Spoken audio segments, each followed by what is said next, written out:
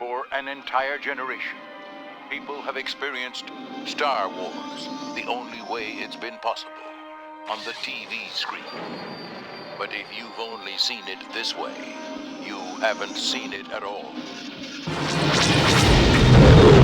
Now, for its 20th anniversary, the adventure of a lifetime returns to the big screen in a way you've never seen before. There'll be no one to stop us this time. Help me, Obi-Wan Kenobi. You're my only hope. With newly enhanced visual effects, They're coming in too fast! THX and digital sound, and a few new surprises. Hanabuki Barbonyanda. On President's Day weekend, 1997, Good luck. George Lucas and 20th Century Fox invite you to welcome back Luke Skywalker, Princess Leia, Han Solo, Darth Vader, Obi-Wan Kenobi, Chewbacca, C-3PO, and R2-D2. Finally, the motion picture event, the way it was meant to be experienced. This will be a day long remembered. As the entire Star Wars trilogy returns on February 14th, Star Wars, followed soon after by The Empire Strikes Back, and then Return of the Jedi. Move closer! For a whole new generation who have yet to experience it on the big screen. And for everyone else to experience it again.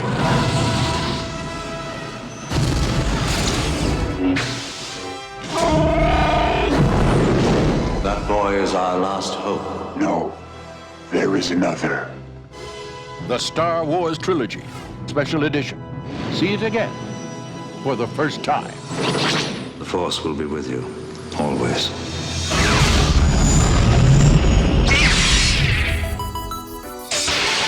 Time to abandon ship. Here we go.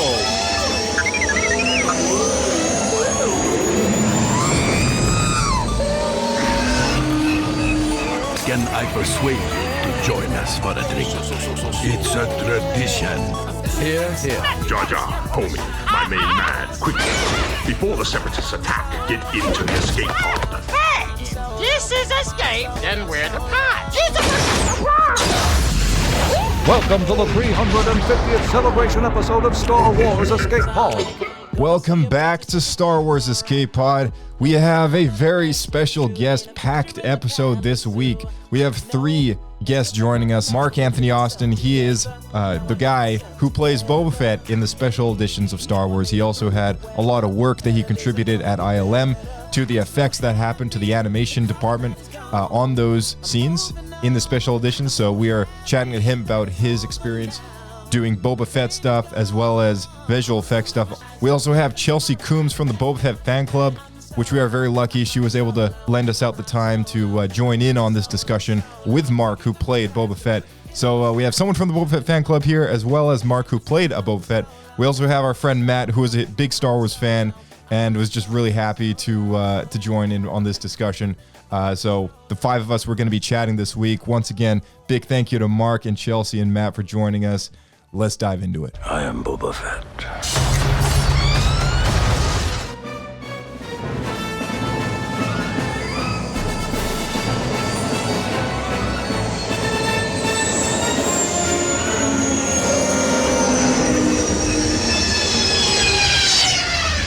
Another happy landing. I have liked Star Wars for a super long time, like since I was a kid and the prequels, but I kind of like backed off it for a little while. But then after The Mandalorian came out, I started, getting back into it and watching. And obviously in The Mandalorian, when you see that scene with Boba Fett being completely badass, like I was just like, oh yeah. Yeah. Boba Fett is Boba Fett's awesome. Kind of dope. Yeah. Yeah, exactly. And so I saw, at the time I was on Twitter. I'm not on Twitter anymore due to reasons. But I, saw Boba Fett Fan Club and I was like super excited and I was like, hey, if you ever have anything I could write for you, please let me know. I'm like a journalist in my real life.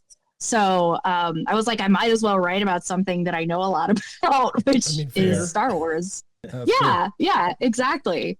Love Boba Fett. I also really love Padme. Those are my two really big, and then obviously any clone. Love clones. Did you? 100%. Yeah. Did you read the Padme books? Oh, I did. Yeah. I liked those? the first two. But the third one I felt was just like kind of lackluster. I didn't really like it. It was okay, but it wasn't my favorite. I haven't read them yet. I need to throw on my list. There's just so many books.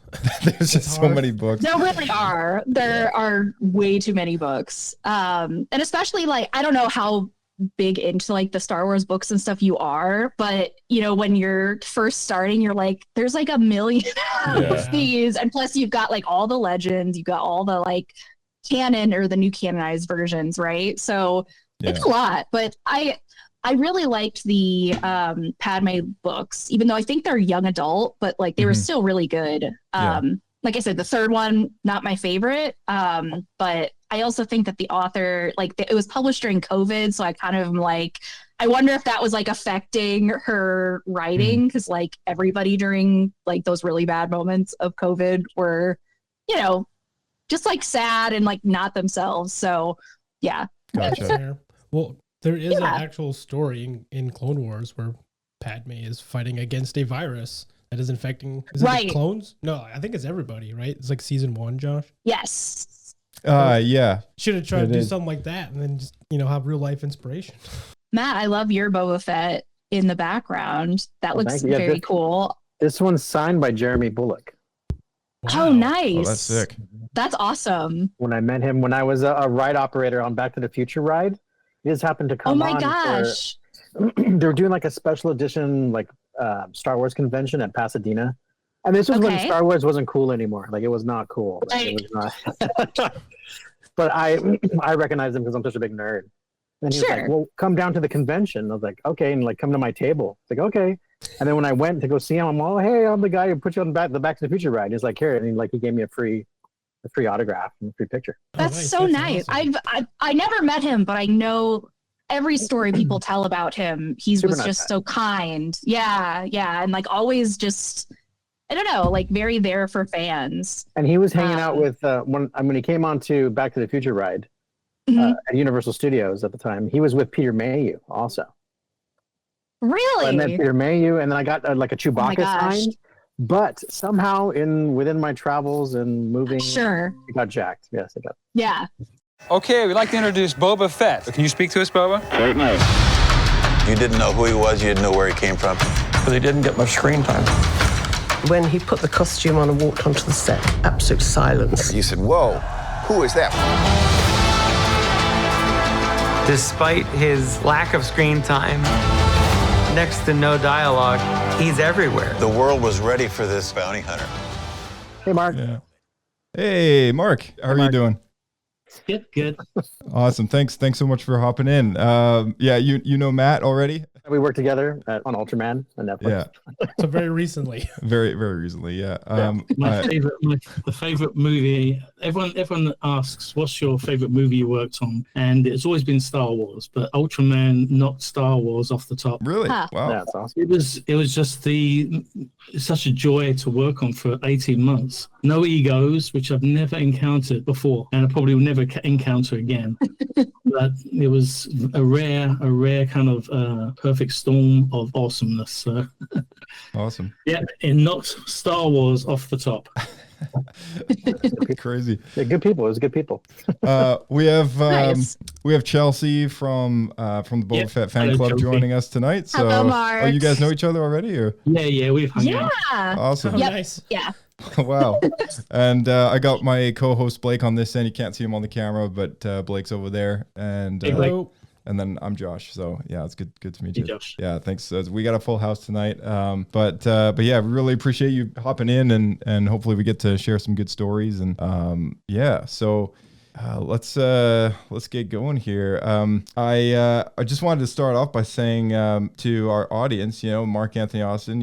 I mean, if anyone doesn't know him, you soon will.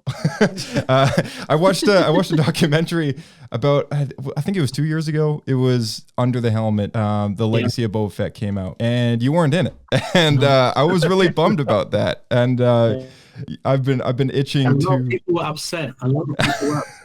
Yeah, we've been itching to get you on here for a chat about this for a while because you're a small but very important part of that legacy. And I think it was maybe 2 years ago. I think we did have some exchanges on Twitter here and there, but nothing ever came about it. So I'm pretty stoked to have this chat. So thank you for hopping in. But yeah, we'll start with some of the easy things. So are you able to start off by sharing a little bit about how you became a Star Wars fan? Easy.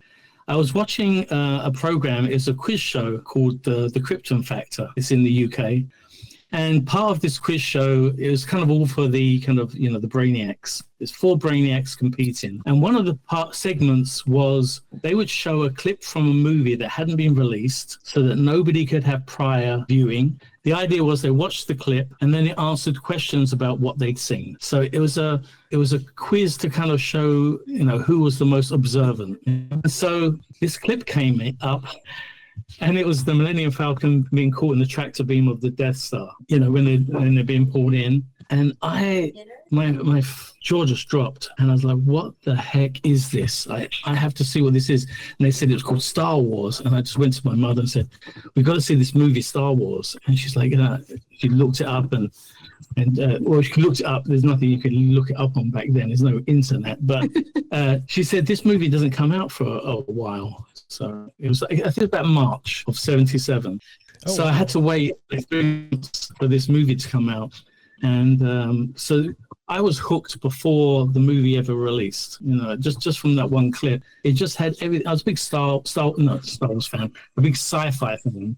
So any sci-fi movies, and so this had spaceships, battle stations, a tractor beam.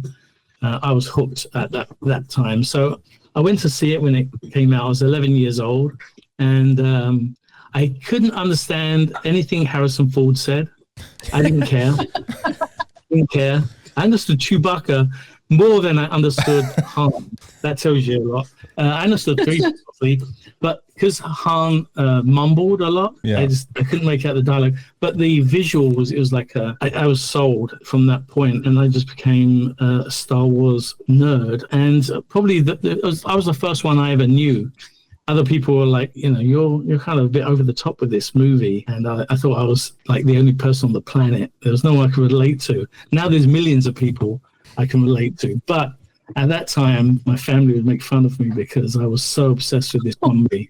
That's how I became hooked. Wow, that's awesome. That's so crazy. And also just the foreshadowing of seeing this small clip before the movie is even out, and then just from your career path and actually being able to partake in it when it's re-released in the 90s. That is the weird part. That is the weird part because at the end of the movie, it was when they released the action figure for Boba Fett between the 2 movies. And so all I had was the backdrop of what I had seen, that 126 minutes, what it was, and I had this action figure. And so all my my games with the action figures were Boba Fett in the cantina, or in Docking Bay 94, or involved in the Death Star. And so I didn't know at that time, and I wanted to be Boba Fett at 13 years old. That's what I wanted. Clint Eastwood out of the way, Boba Fett takes over.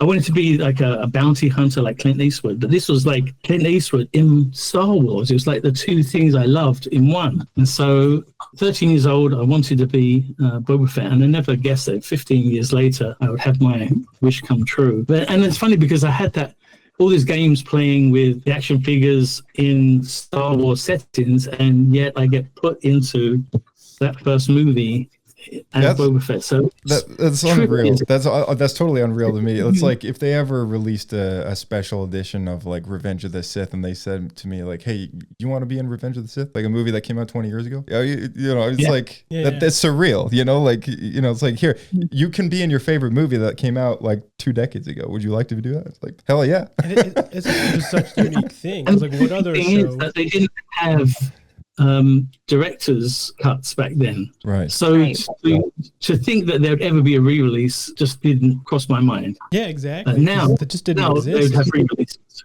Yeah, but yeah, it's trippy as hell. I just got inducted into America's Who's Who, and I was telling my interviewer that story, and she just couldn't believe it. She said, "I'm going to tell my husband when I get home." Congrats! I actually don't know what that is. What is America's Who's Who? I didn't know until they asked me to be in it.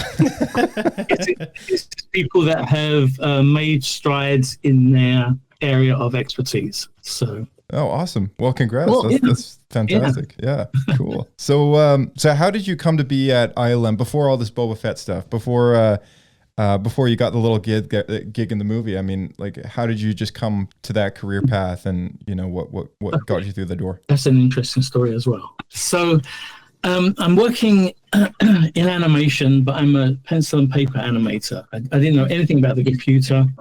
I was making commercials for England, and the assistant editor, went to see a lecture that ILM was giving about how they did the dinosaurs in Jurassic Park. It was like, all of 93. And so he went to this lecture, and, I didn't expect to hear from him the rest of the evening. And then I got a call from him like 11 o'clock that evening. He never calls me. So I picked up the phone. And I said, "What is it, Steve?" And he goes, "Oh, I'm with the guys from ILM." I said, "That's great. It's your dream come true." Because, I mean, he was at ILM. He was the biggest ILM nerd I ever knew, because he'd buy movies that ILM did the opening credits to. That's commitment. Wookie is like making. You can hear him with his dog bowl. Is that your dog's name, Wookie? Yeah, Wookie. That's amazing. That's commitment, like right there. So he goes to see this lecture, and he calls me at 11 o'clock at night, and he said, "I'm with the guys. You never guess what? They want animators." And we'd just recently been made redundant. They closed the company. The company that I was with, they'd run for 30 years or 35 years, and they closed the company. They retired and cashed out. And so he goes, "You never guess what? They need animators." And I said, "That's great, Steve, but I do not know the first thing about a computer." No. They want guys that don't know anything about the computer. I said, "That makes no sense. Why would they want someone that doesn't know the computer to learn the computer?" Because traditionally, they'd taken technical guys and they'd learn the art of animation. And you can't just learn the art of animation in 3 weeks. It takes like 3 years to kind of get a grasp of it. I'm still learning. I'd never say I've learned animation. Everything I get to animate is a new challenge. So he said they want to try this new angle. They need a whole bunch of animators, computer animators, and now that wouldn't be such a hard thing to find because there are millions out there. But back then, there weren't computer animators. So their idea was to take animators, teach them the computer in 3 weeks, and let them animate. So he gave me their hotel phone number, and I called them up and said, "My friend Steve, blah, blah, blah. Can I meet you and show you my portfolio and show reel?" And they're like, "Yeah, this is the hotel we're staying at. Come and meet us in 2 days' time or something." And I was working as a bartender as my full-time job. And I said to my boss, I said, "I'm going to have to go on Tuesday. I've got this interview."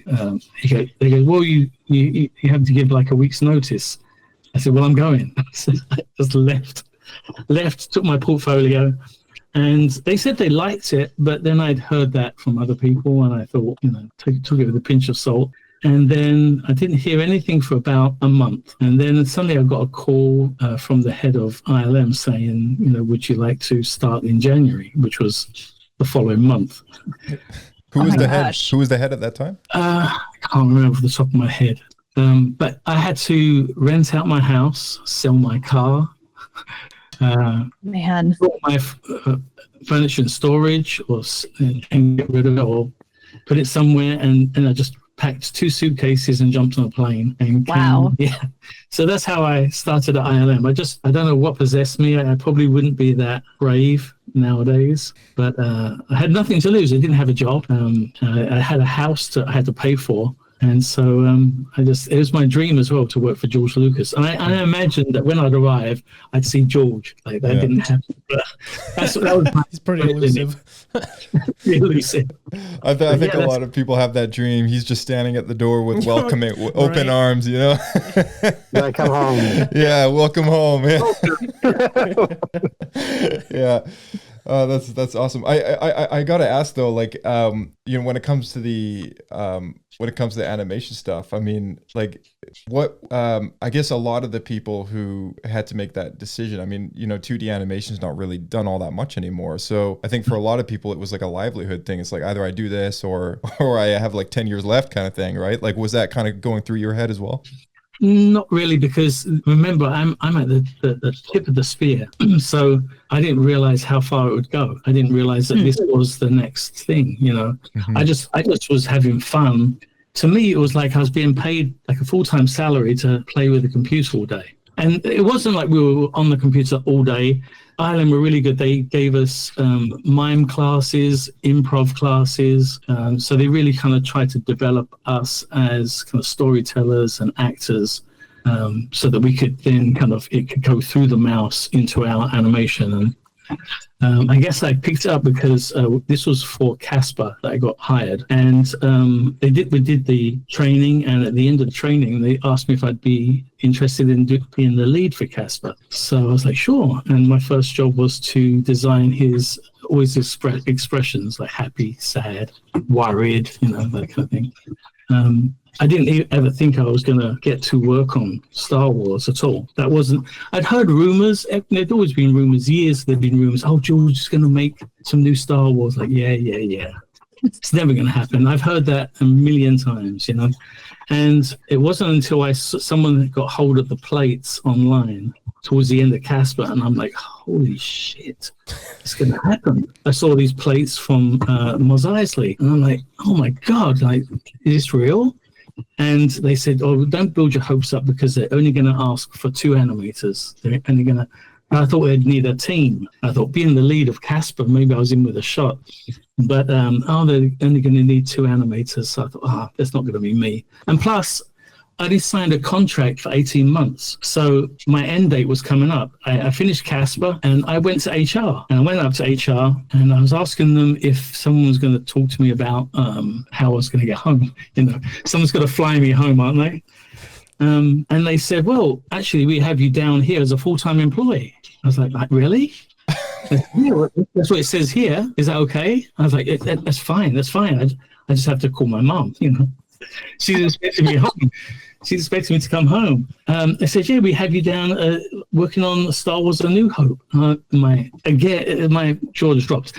This was after I'd done the blue screen shoot. I did the blue screen shoot 2/3 through Casper. Oh, interesting. Oh, I didn't realize that was before. So you got in the Boba Fett costume and filmed the elements before you start working on the animated part. 6 months before this. Yeah, 6 months. Wow. Yeah, it was because I've got so many coincidences. I told you I worked in that company that when they closed and they laid everyone off after 30 years. Just before they closed it, the boss said, "Oh, my stepson's coming to visit. If you could, maybe show him around." So I met his name was Guy Hudson. So I met Guy Hudson. And we showed him where we worked, this is what we do, blah, blah, blah. He's like, oh, I was going to go out clubbing. Do you know where we can go? So I said, well, we'll take you clubbing. So we went clubbing, had a really good night. He said he worked in America, worked on movies, and that was it. And he went off. And so company closed. I went to the interview. I got hired and turned up. I went to the Holiday Inn where they put me up for 2 weeks, and I had a knock on the door, and a guy named Philip Alexi, he said, oh, I've just come, I volunteered to show you around. So I'm going to take you in to show you where the office is, show you your computer. You're going to have to log in, whatever that was. I didn't know. Make a password. Oh, really? I have to make a password. I have to think of something good. he took me into ILM and showed me these things, and he said, "Oh, you've got to see the pinball machine because they just won. Oh, they're just about to win the Oscar. They had a Jurassic Park pinball machine, so I'm playing pinball. In walks Guy Hudson." What? This is on the weekend. No one's there at ILM. It's a weekend. He showed me on the Saturday. In walks my ex-boss's stepson that I just met a few months prior. I didn't know you were working here. I just arrived. I didn't know you worked here. Yeah, I've been working here for years. I didn't tell you. No, you didn't. So he goes, well, lucky for you. He goes, I know Don B's, you know. And even though it's off limits, I can get you into the archives, you know. I was like, that would be a dream. If I could see, you're that big Boba Fett fan, aren't you? Yeah. If I could see the Boba Fett suit, that would be, you know, bucket list fulfilled. So he introduced me to Don B's. Don B's and I got on really well. I got to see the suit. I got pictures of me holding the suit and looking at the helmet and touching it and licking it, I think. Smelling it. Yeah. Still smells like Jeremy. Still smells like Jeremy. Jeremy's DNA, rubbing Jeremy's DNA on me. So I got to know Don B's, and that he said, you know, if ever you want to come back, I said, Don, don't say that because I will be back. I went back 30 times. But they put out an email and to all of ILM, who wants to be a stormtrooper? And so you can imagine how many people replied. I thought I was personally too short. I thought I was a bit Luke. But Don called me and I thought, Don, that might be my in. So I picked up the phone and he said, he goes, you put your name down for being a stormtrooper. I said, I did. Does that mean I'm going to be a stormtrooper? He goes, no. My heart just fell to the floor and I was like, really? And I don't know how long, it felt like an hour. He strung me along. He goes, no, there's a better character I think you'd be interested in. I was like, no. He's like, well, don't build your hopes up because if you don't fit the costume, then you can't do it. If you don't fit the costume, we'll find you an equally good, like there is an equally good character in my opinion. So I said, I'm going to come tomorrow. So I went the next day, lunchtime, to Skywalker Ranch, and as he was putting the suit on, because they wanted to see if they had all the pieces, because all the spats and all those little pieces, it had more, according to Don, it had more individual pieces than any other character, including Vader. So he said, well, while you're here, I was like, no. So I literally was Iron Man. They suited me up, Don Nelson Hall, suited me up, took a Polaroid of front, side, and back. And then I had to take it off, unfortunately. But I became the guy who fit the suit. So the reason they wanted Stormtroopers was for a Star Wars summit that they had. They were going to promote that they were going to re-release the movies, all cleaned up. They didn't mention special editions back then. All cleaned up, and they wanted to, at the end of the screening, have Stormtroopers come down the theater, you know, and get all the like license holders means like Bantam Books, Kenner Toys, you know, all the people that are gonna Dark Horse was probably there. Right? Yeah. So they watch the trailers. At the end of the trailers, suddenly Stormtroopers would just appear. They'd like freak out. Then they hear the noise, you know, breath of Darth Vader. He'd come out, which was Andrew. Someone help me. Oh, is the actor who played? Yeah, Andrew. He played it in the commercials and the games. Oh, I'm forgetting. I don't know the name. Anyway, he'd come out and say, Andrew Nelson, is it? Yeah, I think it's got a C. Andrew Nelson. Yeah, C. Andrew Nelson. Yeah. He'd come out and say, you know, if you could, we'd be honoured if you join us for refreshments or something like that. And so they go on refreshment. Yeah, so that was his idea. But because they had like 125 responses, they was like, wow, we have a lot of volunteers. Maybe we can do something much better and bigger. And so at Skywalker Sound, they rebuilt the Cantina Bar. That's awesome. And so they had all the aliens dress up. They had little tables everywhere.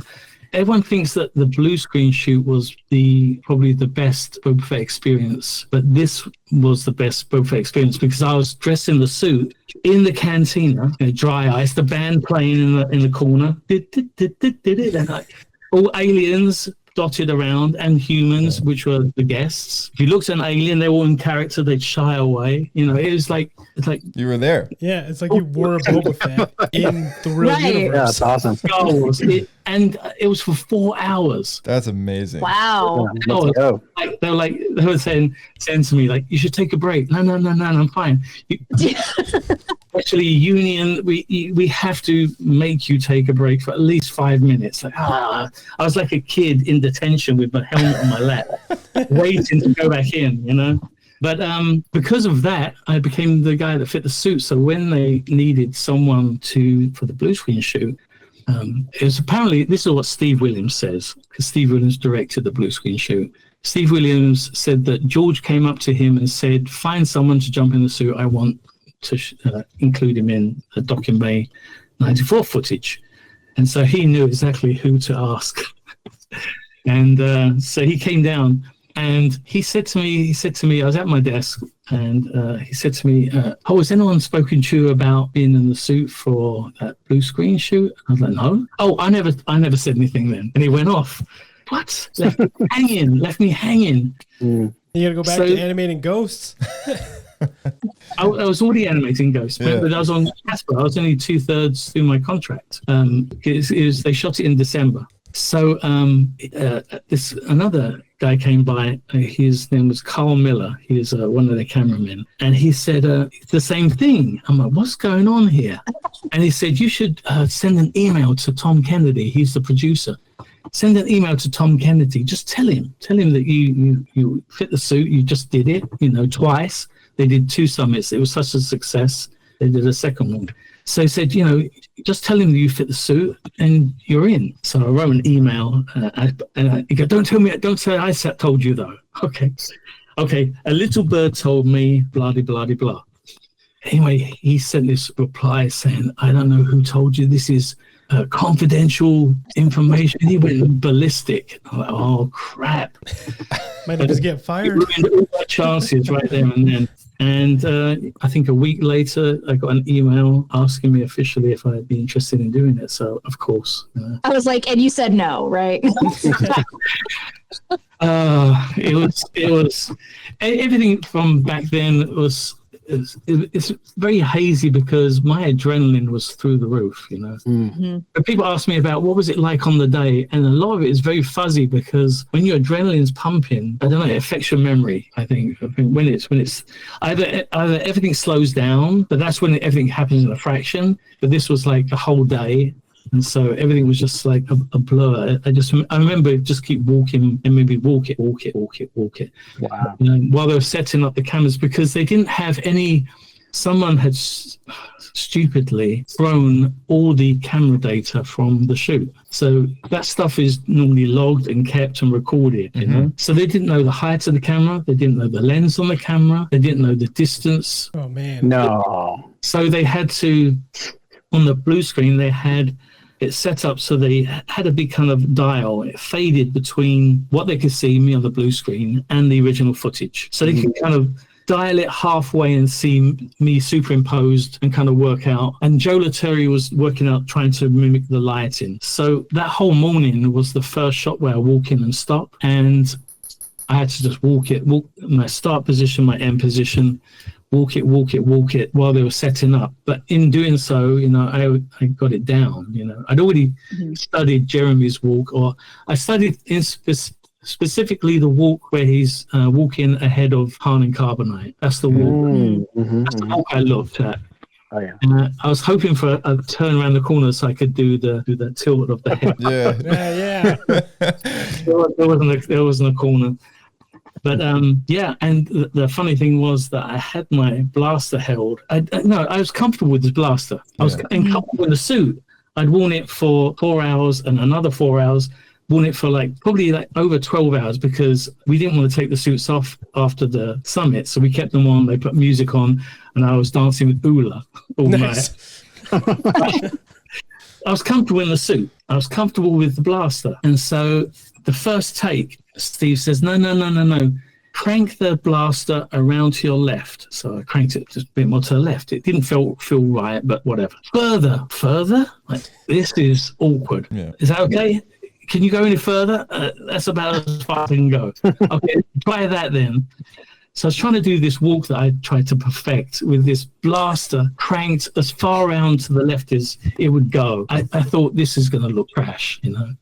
But he wanted a better silhouette. He wanted the blaster making a good silhouette poking out. And he was right. It just felt awkward as hell. But it looks good, though. Yeah. It looked good. It looked good. You know, he knows what he's doing. But for that first shot, it was very awkward. The second shot, I could hold it as I was used to, but was the jetpack heavy? The jetpack was heavy. When I finished that day, I had strap marks for about a week on the jetpack, and I had rings around my wrists from the gauntlets, the weight of the gauntlets pinching your wrists and just gravity, like, you know, pushing down on them. So but these were like badges of honor, you know. Right. They could be permanent scars. Yeah. What's it made of? No one would believe me. No one would believe me that I did it. You know? Everyone was like, "Yeah, well, sure." See these scars? And of course, you're going to say that. Yeah, what was the jetpack and the gauntlets made out of? Like, what was the actual material? Fiberglass. The jetpack was fiberglass, and the gauntlets were fiberglass. But they made sure that the light was working, so they had all the electronics in the jetpack. It just was very bulky. They're not, you know, costumes for movies aren't typically made for comfort. As cosplayers know, you know.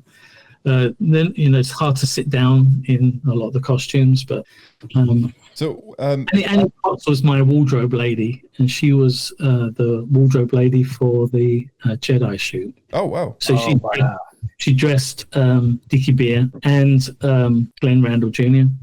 And so she dressed me because she knew the costume. So it's like a big honor to be working with her. Yeah, no kidding. Awesome. That's awesome. So Annie Potts, sorry. Oh, no, I just curious because now, I mean, toys are so cool now. I mean, you know, they have the Hasbro Black Series Boba helmet, which I'm sure you have, you know, a few of those maybe.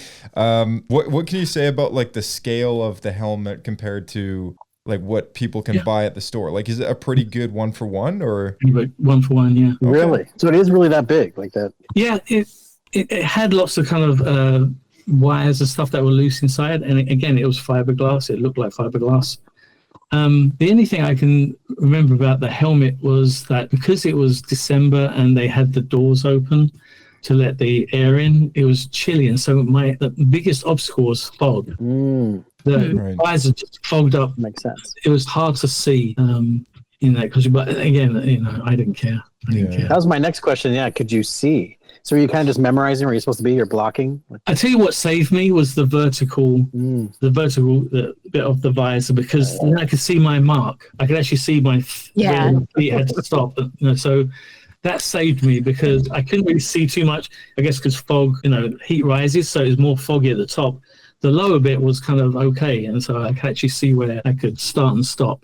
That makes me wonder now, because there's shots in Return of the Jedi where you see Boba looks like such a badass with his helmet down, but it could be that the actor was just trying to look for the marks on the floor.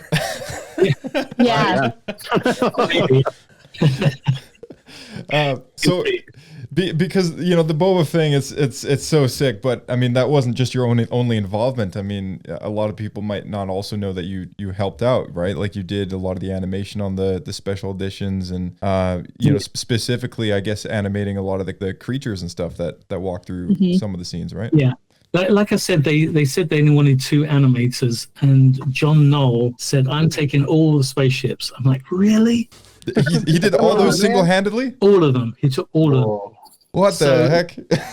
Okay, to be fair, he did make Photoshop.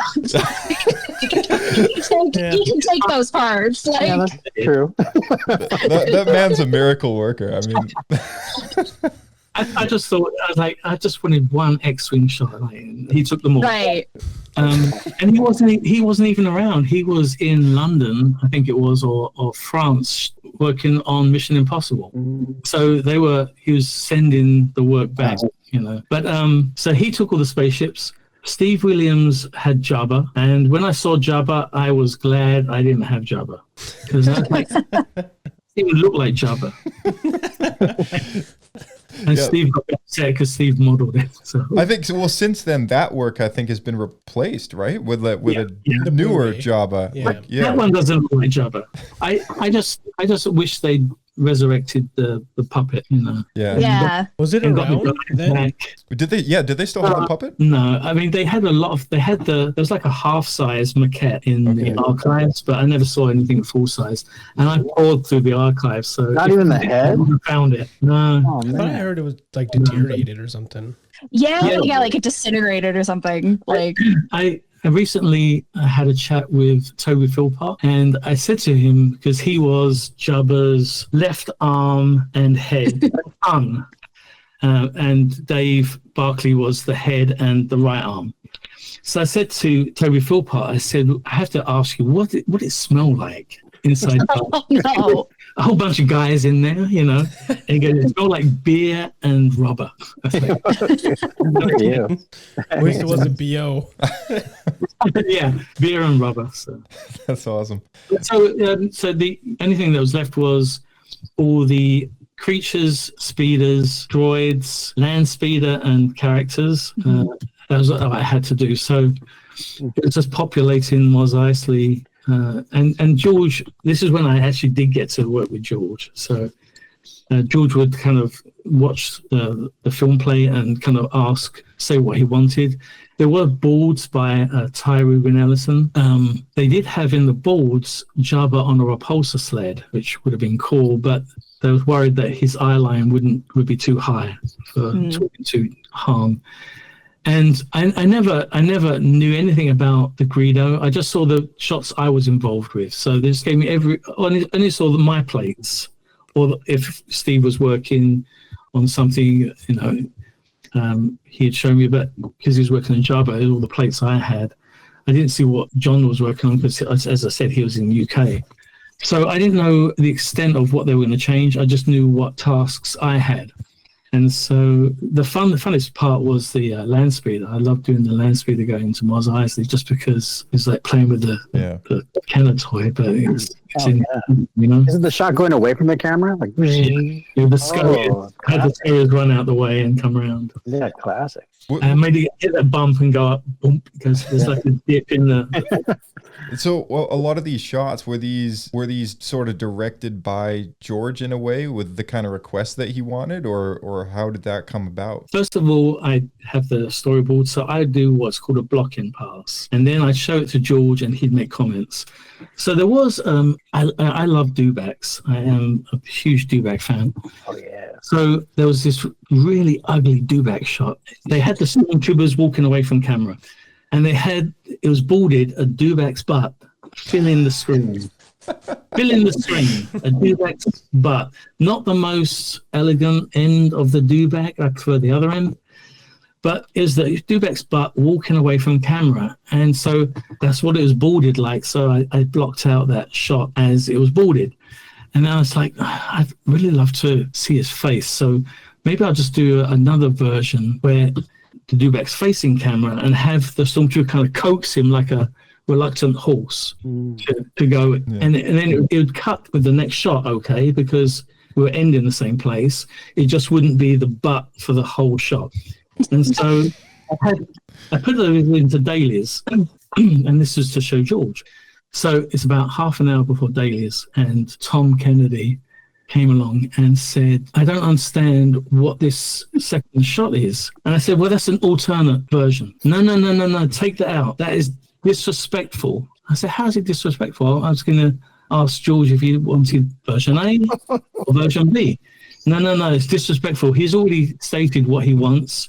He wants what's boarded. Take it out. I'm like, really? He goes, yeah, take it out. So I went up to my desk, we were working in what's called the loft. It was above the production rooms. Went up to the loft, went up to my desk and pulled up the shot. And I was about to hit the delete button. I'm like, you know what? I'm going to leave it in. Leave it in. Yeah. Screw it. I'm going to leave it in. Yeah. So we went down to dailies, and George likes to watch all the shots through once, and then he'll go loop back and then loop them. So he watches all the shots, and the dewback's butt comes on the screen, walks away, and then my shot comes up. Now, we're watching it on a screen that has the dailies in the center. At the bottom, you know, that kind of thin strip at the bottom, there's a camera pointing at us. So you can see the Alex Seiden, the effects supervisor, Tom Kennedy at the front, the producer, various people behind. I'm at the back, and Tom's face in this thing, he turned bright red, and this shot came up. The shot came up, his face went bright red. I swear there was steam coming out of his ears. And George's like, what's this? What's this? What's this? And my arm goes up at the back. Sorry, Mr. Lucas, that's an alternate version. Oh, okay. So Tom couldn't say anything at that point. You know? Right.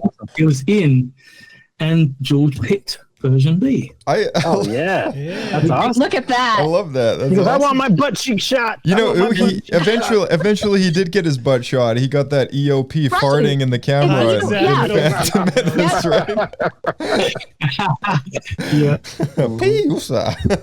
Didn't have an alternate version for that one. Yeah. No one presented him with an alternate version that time. If they did. That's amazing. That's such a cool story. I guess George doesn't really, he just, I guess when he asks for something, people give it to him, right? Oh, typically. That was the bane of my existence at the time, because there was another shot. It was a really easy shot. I'd already done the walk cycle for the Ronto, and I got to reuse it. It was a shot. It was just an establishing shot. There was the family speeder comes through, but before the family speeder comes through, they wanted another guy just to go by on another speeder to kind of, weave through the crowd.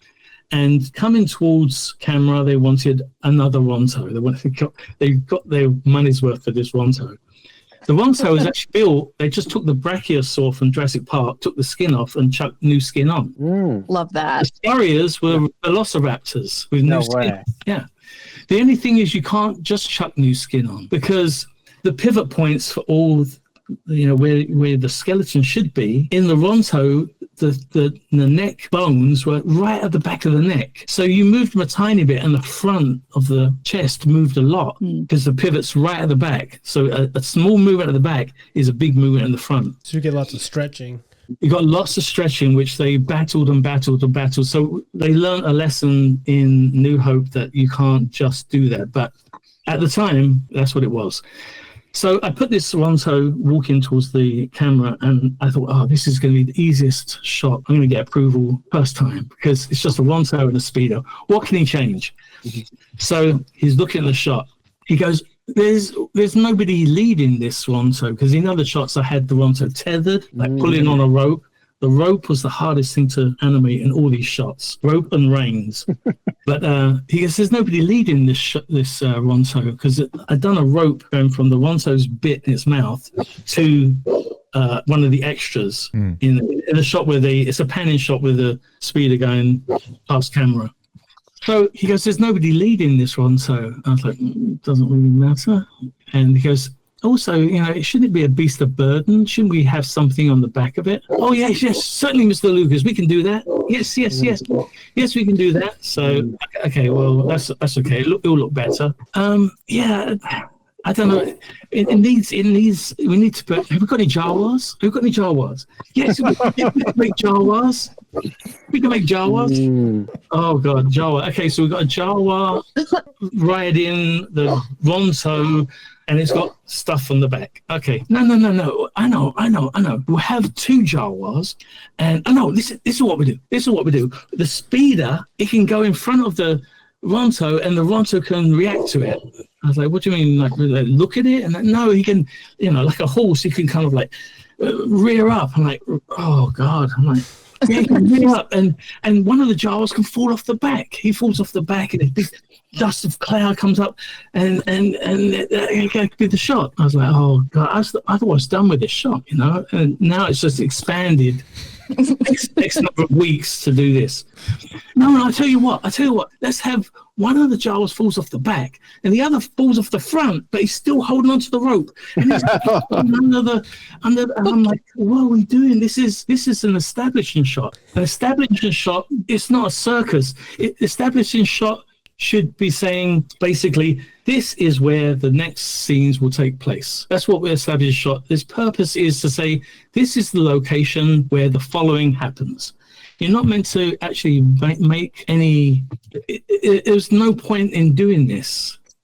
But because of the yes men, this bubble of yes men, surrounded by yes men. Yeah. Yeah, that's what I mean. And I told you I had to pierce the bubble with that by just defying orders and putting that shot in to David. Right. So, but the thing is, when I did put that shot in and he chose it, when he saw it, he suddenly came out. He was very kind of like, just sitting there and disinterested for the most part. And as soon as we had something to talk about, when I said, I think something could be coaxing him around like a horse. Yeah, it'd be great. And suddenly became invested in it, and the juices flowed, and yes men were gone. It was just me and George. You sparked him to be creative again. Yeah. in a way. Like, if I was surrounded by people that thought everything I said was the greatest thing, that would get to me after a while. Yeah, I think so. Yeah. I'm sure it got to George. I'm sure that kind of treatment, there's no one to bounce any ideas off, because you throw the ball and they just catch it and they put it in the movie. Right. There's no bouncing off any ideas, or so that movie, that shot makes me cringe every time It's a memorable shot, though. It is. In fact, I got a little surprise for you. Yeah, my kids love that. Yeah, and there was a toy.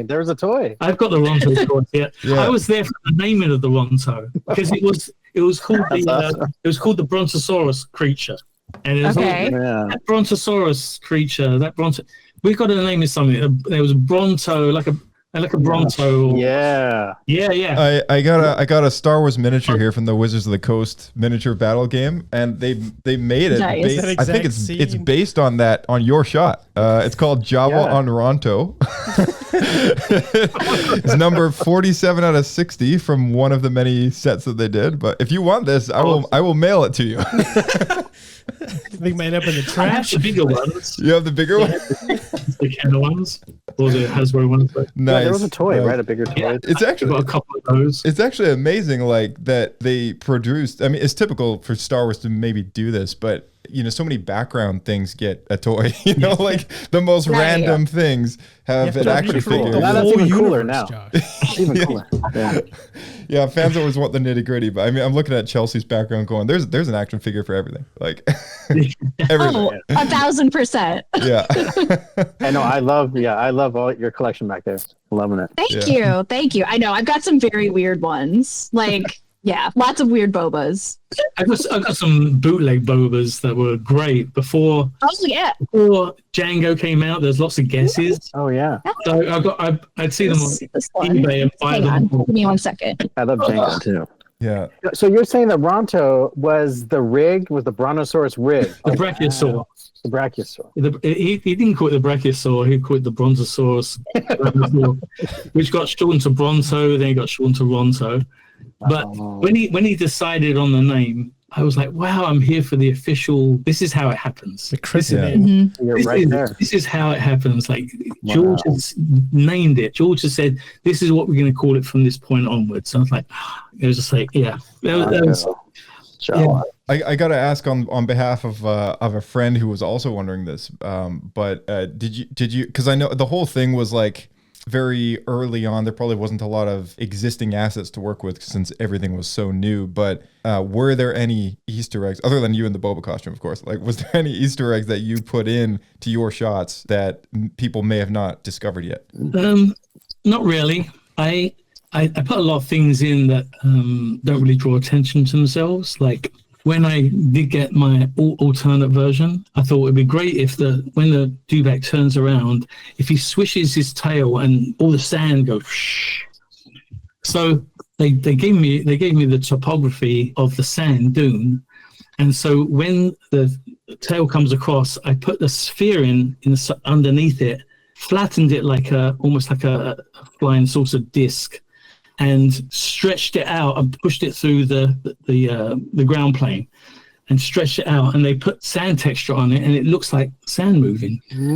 I made the shape of the dewback's foot like a footprint, and as he puts his foot down, I pushed the shape of the sand up around his feet, like I made a special shape for it.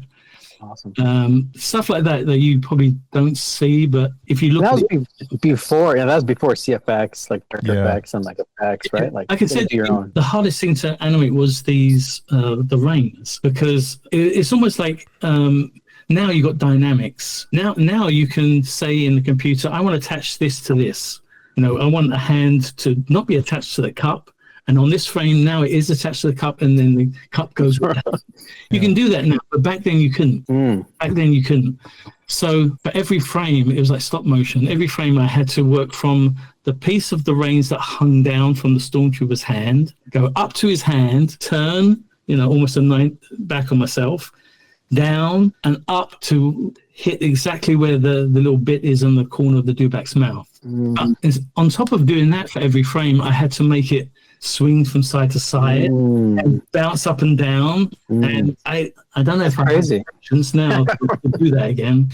That's crazy. But and the bit in the Ronto's mouth, I had it attached to the floor, had to animate it up to the Ronto's mouth, and when he's pulling on it, have it all spring and bounce, and it was stop motion, but with a computer. It was crazy, and it took forever. Very time consuming, to make it look natural. Oh, yeah. Yeah, and when they gave me the Stormtrooper, when they first gave me the Stormtrooper, it didn't look anything like the Stormtrooper. And back then, ILM was structured in such a way that the first person on would be the modeler. They'd build the models, they'd give it to the rigger, and then the modeler would go. Modeler's gone. The rigger has the model. The rigger puts the bones in, like I said, puts a brachiosaur inside and attaches a skin and gives it to the animator, and then he goes. And so when I got this Stormtrooper, I was like, this doesn't look anything like a Stormtrooper. Well, it's finished. You got it now. Like they're done. I said, it doesn't look like a Stormtrooper. It has like aviator glasses. It has angled, like right angles, not the nice curves where it flares out the bottom. I'm talking like you could put a book there, stand a book in it. It was like a wide angle. Oh no! It was a shelf. The piece that goes across for the nose, the nose strip, was too far down. Everything was wrong. It didn't look anything like a Stormtrooper. And I'm like, dude, people are going to freak if they see this. You won't see it anyway. They're on top of the sand dune. I said, no, I've got a shot where there's walking past the camera. Well, we're done with it. It's too bad. I said, you haven't even given me a back. It's a Stormtrooper. It's a sand trooper. How did they manage to get that one modeler at ILM who hadn't seen Star Wars? I tell you, he not only didn't see it, he didn't like it. He didn't. There's a lot of people there that don't like it. I was like, he didn't get on. So I had to. This is a soft homage. I got somebody to teach me what's called a lattice. It's a way of modeling inside. Yeah. So you put a cage around your model, and you can stretch it out. And then what I'd do is I'd freeze it and put a new cage on and stretch it a bit further. So it's like sculpting. And so I sculpted the Stormtrooper helmets. So the ones you see in the movie, I made those. The ones that I got it was like one of those really horrible, like the 1977 masks that you got where you put the elastic band around your head. It looked like something as hideous as that. So the one we see in the movie, then you like had like 10, 20 lattices just reshaping this Stormtrooper, like massaging it into place. Yeah, and then I had to make the backpacks. I had to make the poles. Dang. I had to make the paulets. Hope you got a modeling credit. You had to do that. Isn't that the modeler's job? I couldn't do it in work hours. I had to do it overtime. I didn't get paid overtime. I had to do it after hours. They didn't pay overtime. Wow. Yeah, that's why it's important to have fans on your crew. It is, but there were very, very few fans at ILM of Star Wars. You think that everyone at ILM would be a Star Wars fan, right? Yeah, but no, for the most part. But back then it was very. I don't know. It's like, well, why we've done loads of things, not just Star Wars. Why is it always Star Wars? You know, it's like because Star Wars is Star Wars. You know. Yeah. So I made the Stormtroopers, and on behalf of the fans, thank you. Yeah, I so wish I had just the print of what it was before, just to show people before and after. But it That was a crazy time, and I couldn't work out why the Stormtrooper was so heavy. Like you'd move it, and you move the mouse, and then wait, and then the hand would move. So imagine playing a video game like that, where you turn the controller, but you got to wait 3 seconds for the character to do it. It drives you crazy. I mean, computing power back then was even less than what most flagship smartphones are right now, right? Like it's unbelievable, like how far things have come. So I mean, I believe it. But yeah, the reason was, I found out what the reason was, that the black undersuit of the Stormtrooper under the armor was the T-1000 Terminator that walks out of the flames. Higher res. And it was a full geometry. So that's insane. I got to low res it or de-res it, and then I could work with it, or just turn it off. Do the animation. Wait, so did you take off digitally? Did you just remove the helmet, unhide it or something, and then just find this T-1000 skull underneath? If you hit the armor, there was a black T-1000. Yeah. No. Wow. That's amazing. Should be an Easter egg where you take the helmet off and it's just T-1000 there. Because he's just using the rig?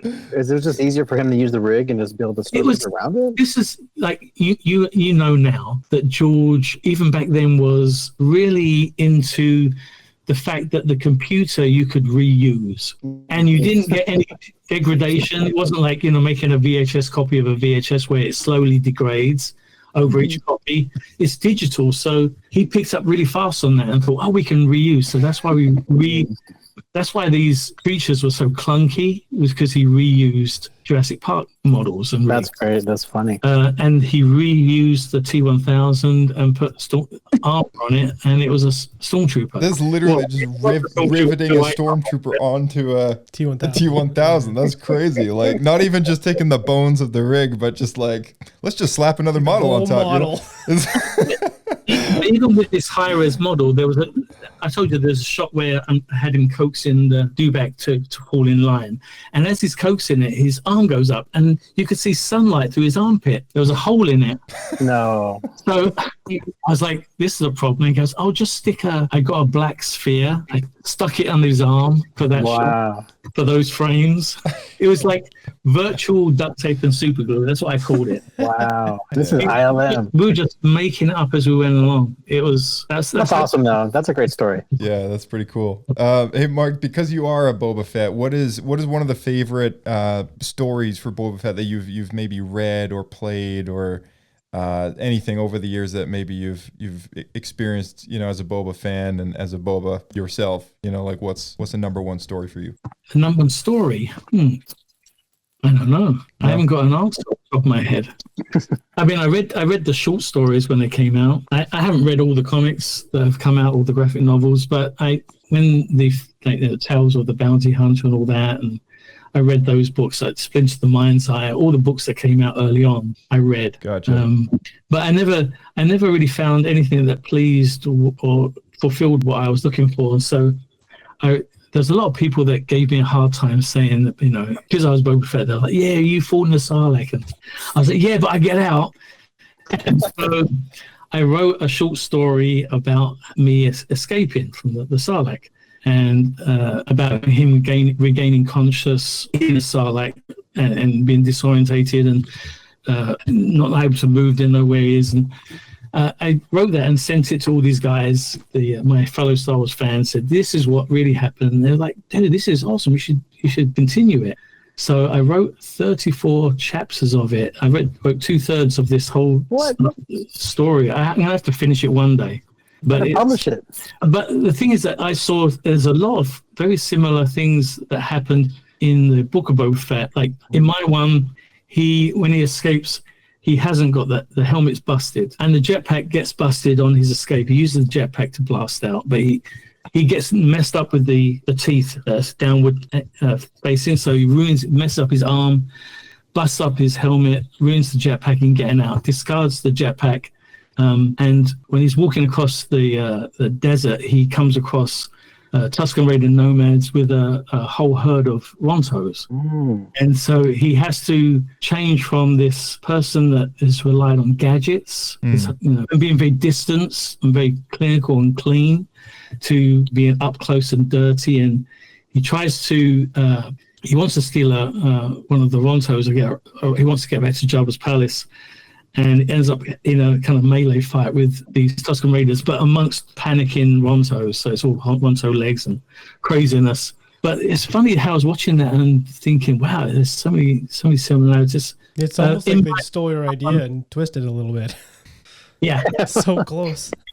In my one, he gets back to Jabba's palace, and Bib Fortuna has escaped the sail barge, and he knows where Jabba's hoard is. And Jabba's hoard is all the kind of lightweight, like gemstones, mainly gemstones because they're light and easy, high value.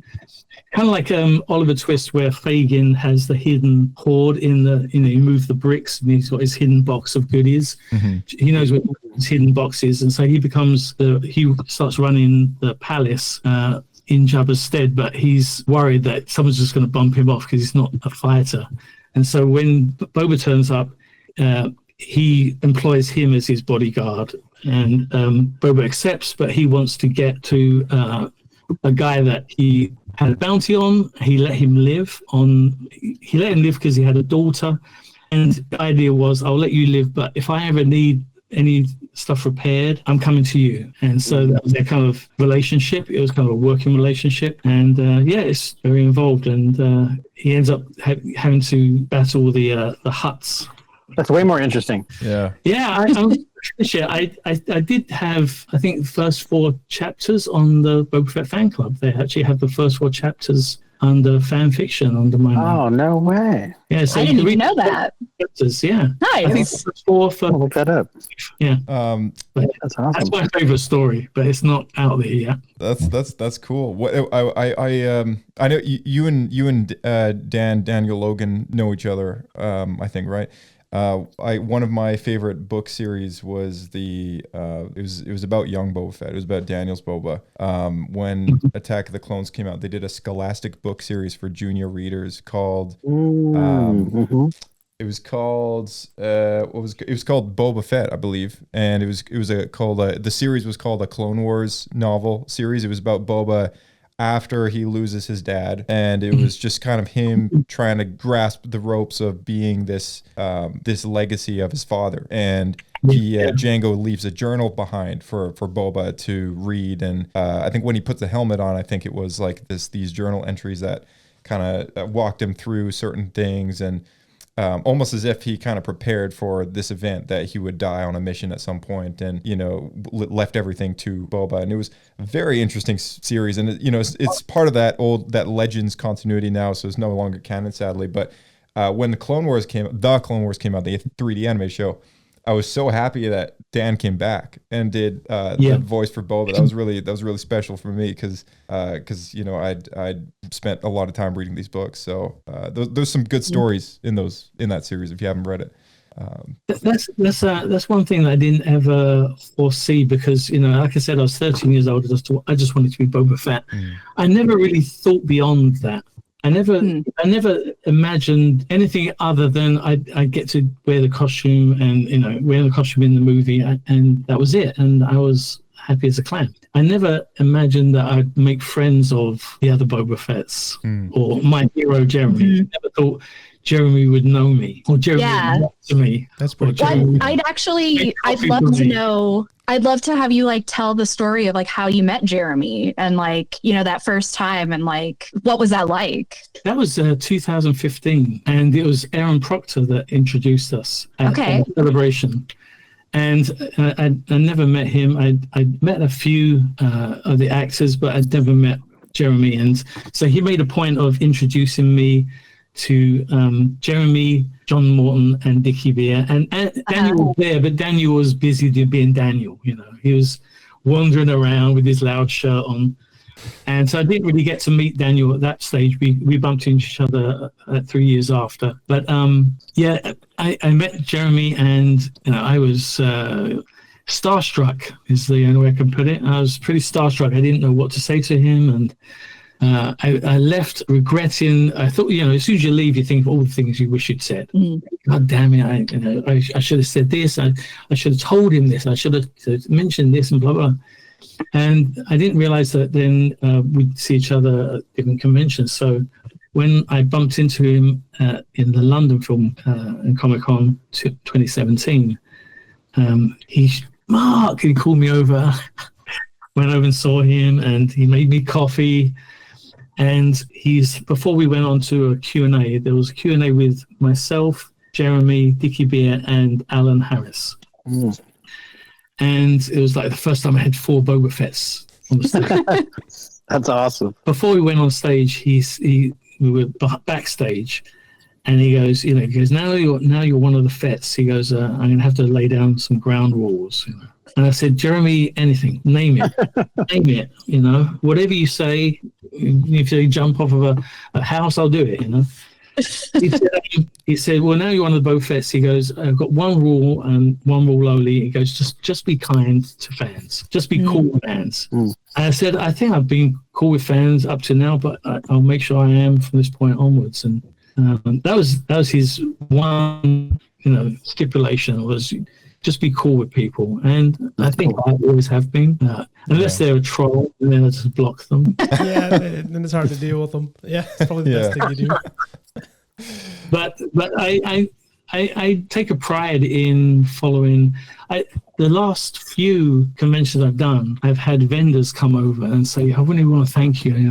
I see a lot of actors there, but you go out of your way and you make you stand there, you give people loads of time, you come the other side of the desk. And I said, that's because Jeremy did that as well, because Jeremy getting in trouble with security for crossing the other side of the table. Security like, no, stay on your side. But come on, you got to have a photo op. You can't lean across the table. Yeah, it's not the same. You have to go around there. You got to have the event. You got to. If it's a little guy in a Boba Fett suit, you got to get down on your knee and get a picture taken with them. That was you. That was you. And it still is me. I'm still a human.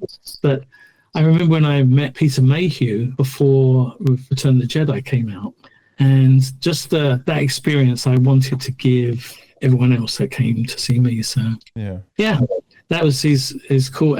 As I was talking to him, Sylvester McCoy came over. He was wow. He's been in Ratigan Brown, or where it was, Radagast Brown. I can't remember the name, from Lord of the Rings. Awesome. And he came over, and so he was having this 3-way conversation. And then, I had this strong smell of nicotine. And I turn around, and there's Mads there. Mads Mikkelsen? Yeah. So we were chatting by the coffee station. It was like, I'm in heaven. Dang. That's awesome. Man. That's awesome. Yeah. Man, I got one question more for you, but I want to open up a window of time for everyone else to also fire away a few. So maybe I know Blake's got a burning question to ask you. Yeah, as soon as Josh told me that you worked on a lot of the animation stuff for the New Hope Special Edition, I didn't quite get to what we were talking about earlier. I don't mean to bring it back to Ronto's, but if there is a story to the Ronto that goes right in front of the camera, right before they get out of the speeder, or they're dealing with the stormtroopers, I'm very curious how that came to be. The one that passes in front of the camera. Yeah, it blocks the entire screen. Yeah. It's a filmic device. It's like a reveal, and so it kind of like how he loves those wipes. Yeah. Or it's meant to be similar to that. So it's a device that we use in filmmaking a lot. Something will reveal the scene, and so that was weird because I had my camera. And when I stuck the Ronto in front of the camera, you couldn't see his body. It was way up there. Yeah. So I said, there's no way I can do this. And they said, we're going to make a baby Ronto. So I had to make a baby Ronto that was just the right size for his body. Because it's so tall. Yeah. But that was the first shot I animated. Oh, that's awesome. That's really cool. I did a walk cycle that I got approved, and then I put that walk cycle in, but I had to, like I said, make it a baby. Sweet. Gotcha. Thank you for sharing that. I've always wondered what the deal was with that. Yeah. It's like they do it a lot, and I guess that is literally a wall of dinosaur flesh, Like, what is this? It would have worked better had you seen a couple of these a bit beforehand. But and normally when they do that, though, it's like a transition between shots, isn't it? As opposed to this, where it's like right in the middle of the single shot. Yeah. They for some reason, it's always boarded. I'm not going to go up to George and say, I'm not doing it. No, sorry. You'll go as far as the alternate versions. I'm not doing Jawas falling off Rontos. And, the Jawas were interesting because we didn't have any cloth sims back then. So all they gave me was a Jawa that had 4 chains hanging down, and the chain influenced that part of the robe. So you had to kind of move these chains to kind of look like it could be like the fabric moving. Yeah, it was all, like I said, duct tape and super glue, but virtual equivalents. Wow. That's so crazy. It's not at all what you'd expect when you think of like Star Wars as like this giant icon of filmography, but also culture. Yeah. In a way, because they didn't really give me any resources, and like it was kind of cheap, I mean, let's face it, it's kind of cheap. Dressing, making things of other things that they already used. But in a way, it kind of harkens back to how they made their originals, how George kind of just left them with this, like, these are story rules, do it somehow. Come up with a way of doing this. And, they had to kind of just like scramble. And so even though it was brutal, it kind of was a rite of passage in a way. And that's a good point, because I know the first thing that comes to mind when you say that is that's basically how we got all the aliens in the cantina, right? They're all just like Werewolf Man. Yeah, a lot of them secondhand costumes from other movies. Yeah, Rick Baker. Right. Yeah, that's great. Matt, Chelsea, you guys have any questions? I already asked mine. Sorry. Well, I didn't know. I was gonna circle back to the kindness of Jeremy Bulloch, because I was just this little young man in 1995 as a ride operator on the Back to the Future ride at Universal Studios, and I'm drawing I have my little sketchbook full of different AT-AT designs and Skywalker designs, and then he came onto our ride with Peter Mayhew, and he was like a VIP. So I was manning the VIP cars, and then I met Jeremy Bulloch, and then I was talking to him like how much of a fan I was, and he was like, "Well, why don't you come down on Saturday? We'll be at the Pasadena Convention Center for the Star Wars convention," which was not a cool thing back then at all, right? And this was before the special editions were going to come out. They're kind of rumored at that time, but so then I went to the table, and then sure enough, he was there, and he came around the table, and he was just like talking to me, and then he gave me a free autographed picture signed by him. Yeah. I love his signature. So it was just magical, and just like hearkening back to like kindness, and it's so that's just so important. Yeah, I the biggest compliment I ever got was from Maureen, and she said that she just said, I'm a big fan of everything that you do. Jeremy would be proud. I'm like, oh, that's awesome. Man. Yeah. So well, I can attest to the fact that you're very nice. Yeah. I'll pay you $50 later, okay? Awesome. Hey, before we wrap things up, I gotta say, Mark, Treasure Planet. It's one of my most favorite Disney animated films of all time, and super underrated. Honestly, incredibly underrated. And I was heartbroken it never got a sequel. And I was a kid at the time when this came out, and I remember going to Disneyland, and the window of time in which they promoted this movie was probably very small. But Ben was one of the characters I met in costume, and I have a photo still of me as a 7-year-old kid, with Ben at in Tomorrowland, and I was blown away when I found out that you animated Ben on Treasure Planet. Yeah. So I just wanted to say thank you. You're welcome. Yeah. Awesome. How was it working with Glenn King? Oh, amazing. It's amazing working with all of those animators, because I was a traditional animator when I was working in commercials, and traditional animator when I was working in commercials, and then I get to into computers. But Treasure Planet kind of brought me back to be working alongside the traditional guys. So they would do their rough drawings, scan them. I'd bring them into the computer as a background, and then set up Ben to kind of interact for my main poses. Print those out, give them to the rough animator. Then they'd work on their bit. It was like you went back and forth.